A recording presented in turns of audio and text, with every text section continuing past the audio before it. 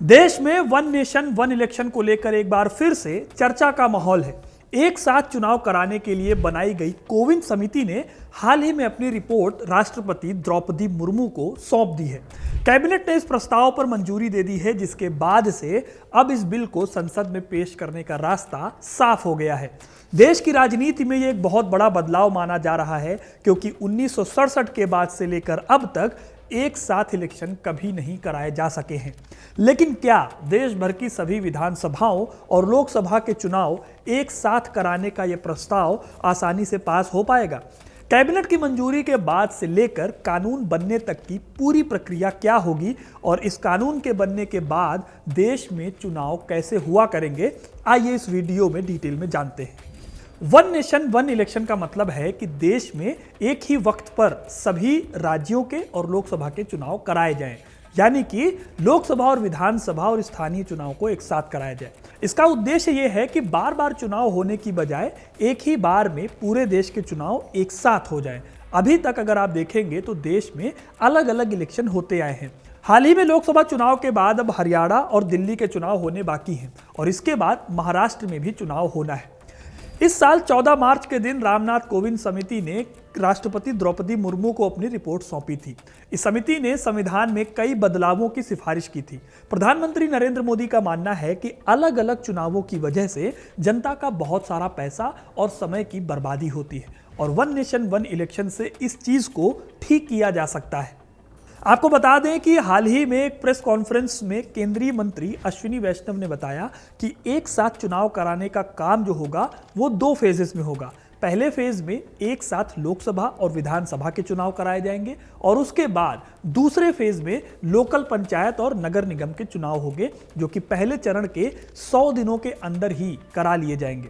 इस संशोधन के बाद से देश में एक साथ सभी चुनाव कराए जा सकेंगे। लेकिन यह कानून कैसे बनेगा और इसकी आगे की राह क्या होगी, ये देखने वाली बात है।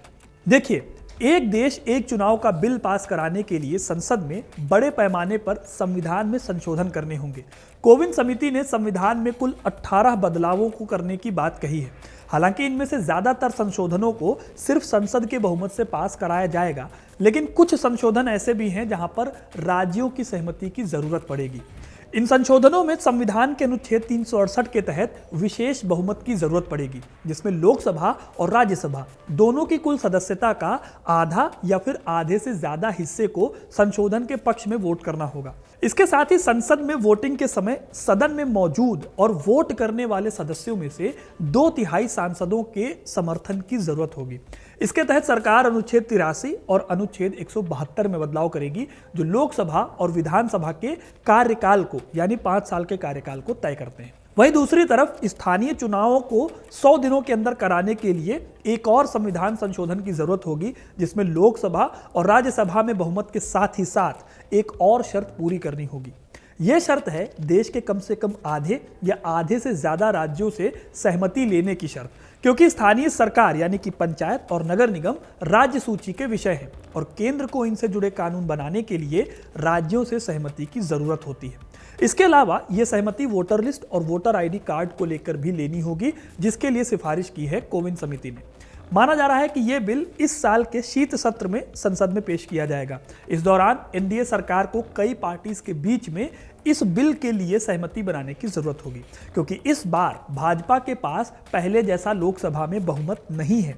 उसे अपने विपक्षी दलों से भी बात करनी होगी। इसके साथ ही राज्यों के साथ सहमति बनाने की भी जो बीजेपी के लिए राह है वो आसान नहीं होने वाली, क्योंकि मौजूदा वक्त में भाजपा भले ही 1 दर्जन से ज्यादा राज्यों में सत्ता पर काबिज है, लेकिन आगे आने वाले हरियाणा, महाराष्ट्र और झारखंड के चुनावों में अगर ये अंकगणित बदल गया तो बीजेपी को अपने इस कानून को बनवाने में दिक्कत हो सकती है।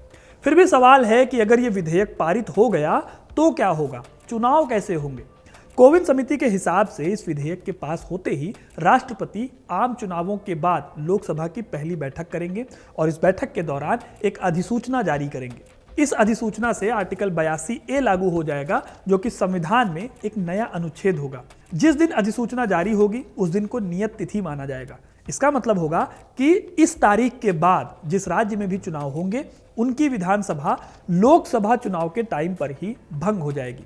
एग्जाम्पल के लिए अगर आप समझना चाहें तो अगर 2025 में यह कानून लागू होता है और उसके बाद 2026 में किसी राज्य में चुनाव होता है तो उस राज्य की विधानसभा के अगले चुनाव 2029 में ही होंगे, ना कि 2031 में। यानी कि यह विधानसभा 5 साल का कार्यकाल पूरा नहीं कर पाएगी। इस तरह से विधानसभा चुनाव लोकसभा चुनाव के साथ हो पाएंगे।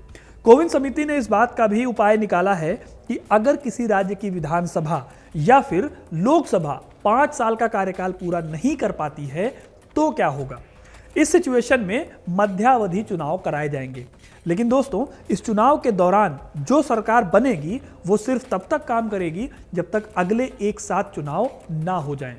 माना जा रहा है कि इस तरह से एक साथ चुनाव कराए जा सकते हैं। आपको बता दें कि भारत में 1952 से लेकर 1967 तक एक साथ चुनाव कराए गए थे। पिछले कई सालों से बीजेपी ने एक साथ चुनाव कराने को अपना मुख्य मुद्दा बनाया हुआ है। बीजेपी का मानना है कि एक साथ चुनाव कराने से समय और बहुत सारे पैसों की बर्बादी को बचाया जा सकता है। बाकी आपकी इस मामले में क्या राय है? क्या देश में वन नेशन वन इलेक्शन होना चाहिए या नहीं? कमेंट करके अपनी राय जरूर बताएं और ऐसी खबरों से जुड़े रहने के लिए न्यूज़ कनेक्ट को सब्सक्राइब जरूर करें। धन्यवाद। देश दुनिया की हर बड़ी खबर देखिए हर घंटे नई खबर के साथ सिर्फ आपके अपने चैनल न्यूज़ कनेक्ट पर। न्यूज़ कनेक्ट यानी खबरों से आपका कनेक्ट। न्यूज़ कनेक्ट को लाइक करें और सब्सक्राइब करें ताकि आप रहें हर वक्त हर खबर से अपडेटेड।